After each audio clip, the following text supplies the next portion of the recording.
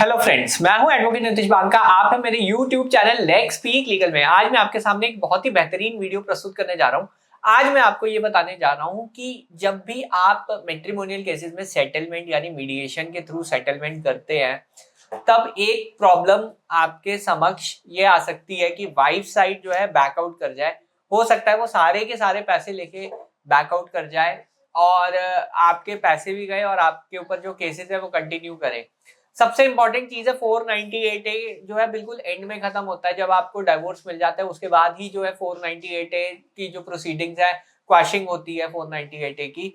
तो मेरे एक्सपीरियंस में 2-3 केसेस ऐसे आए थे कि वकील साहब ने पहले किसी वकील साहब ने सेटलमेंट करा दी थी क्लाइंट की। उसके बाद वो क्लाइंट हमारे पास आए क्वैशिंग के लिए और क्वैशिंग के टाइम पे ये हुआ कि वाइफ साइड जो है कहती जी मैं अब सेटलमेंट से एग्री नहीं होती हूँ। बट वो केसेस भी हमने किसी ना किसी तरह सॉल्व करा दिए थे। ये 2-3 बार हमारे साथ ऐसा हुआ था कि इसमें जो है वाइफ साइड हाई कोर्ट आई और उसने कहा कि जी मैं तो नहीं मानती सेटलमेंट को। तो ऐसे में क्या करें कि वाइफ को बिल्कुल पाबंद कर दें कि अगर वो सेटलमेंट की तरफ आ रही है तो पूरा का पूरा सेटल हो केस आपका, वो बैकआउट ना करे, पैसे लेने के बाद बैकआउट ना करे। तो ऐसे में क्या उपाय है, इसका क्या सोल्यूशन है? अभी अभी जो है honourable high court, Delhi high court की एक रीसेंट जजमेंट आई है।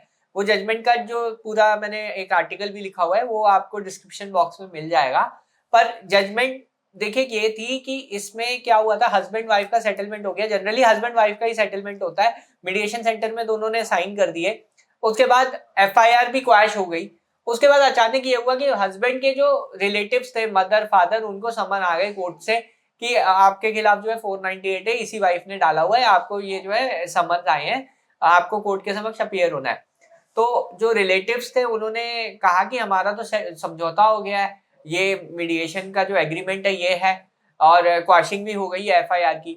तो कोर्ट ने उन्हें ये कहा कि क्वाशिंग तो सिर्फ हस्बैंड की हुई है, बाकी आप लोग उसमें पार्टी नहीं थे, तो इनको भी ये भी नहीं पता था कि इनको समन्स भी आएंगे या नहीं आएंगे।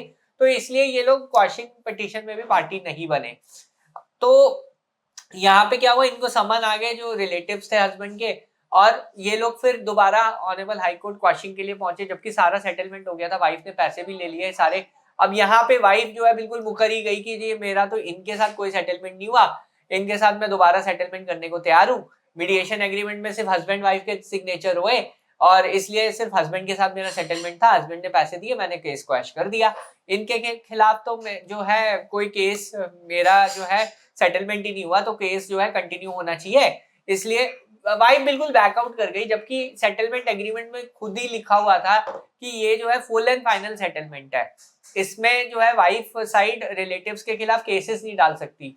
और एक वर्ड यूज हुआ था रिस्पोंडेंट्स। रिस्पोंडेंट्स का मतलब सब के सब, जो जो भी रिस्पोंडेंट्स इसमें होंगे क्वैश पिटीशन में।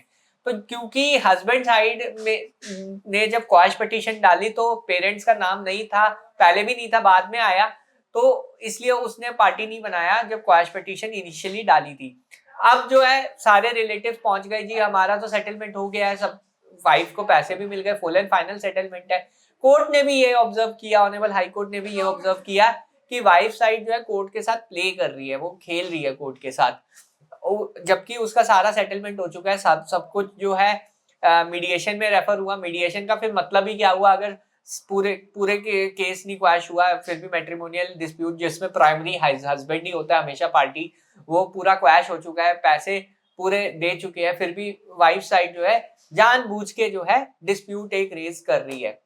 इसमें 2 सुप्रीम कोर्ट की जजमेंट्स है, उसका हवाला देते हुए ऑनरेबल हाई कोर्ट ने ये केस जो है पूरी की तरह क्वैश कर दिया। वो सुप्रीम कोर्ट की जजमेंट आप उस आर्टिकल में देख लेना, वो आर्टिकल में मैंने लिखा हुआ है। अब ये जो 2 सुप्रीम कोर्ट की जजमेंट है ना, ये आपको काम इसमें भी आएगी। अगर कभी वाइफ साइड बैकआउट कर जाती है, एग्रीमेंट होने के बावजूद बैकआउट कर जाती है, तब भी ये जजमेंट आपके काम आएगी। तो ऑनरेबल हाई कोर्ट ने जो है, दिल्ली हाई कोर्ट ने पूरी तरह क्वैश कर दी, पेरेंट्स के को भी रिलीफ दे दिया। अब बात चलती है आगे। अब बात चलती है, ऑनरेबल हाई कोर्ट ने गाइडलाइंस लिखी हैं, इस जजमेंट में जो है गाइडलाइंस है कि कैसे जो है सेटलमेंट होना चाहिए। कोर्ट ने ये कहा कि जो टर्म्स है वो बिल्कुल स्पष्ट होनी चाहिए, और एफआईआर अगर जिसके खिलाफ क्वैश हो रही है उन सबके नाम, पता, सब कुछ डिस्क्रिप्शन जो है एग्रीमेंट के अंदर होना चाहिए।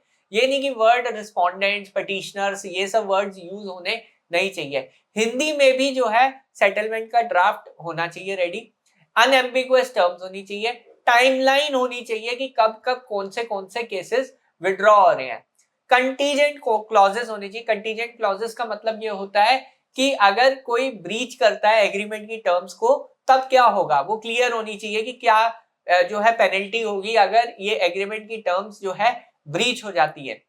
फिर वाइफ साइड की वेरिफिकेशन होनी चाहिए, हस्बैंड साइड की वेरिफिकेशन, फोटोग्राफ्स, ये सब चीजें जो है इसमें गाइडलाइंस में दिए हुए हैं। अगर आप ये जजमेंट पढ़ेंगे तो इसमें सारी 10 से 15 गाइडलाइंस टोटल दी हैं। ये मोटी मोटी मैंने आपको बता दी है कि मेन जो गाइडलाइंस है कि रिस्पोंडेंट्स में सबका नाम पता ये सब चीजें होनी चाहिए, नाम पता ये सब चीजें होनी चाहिए।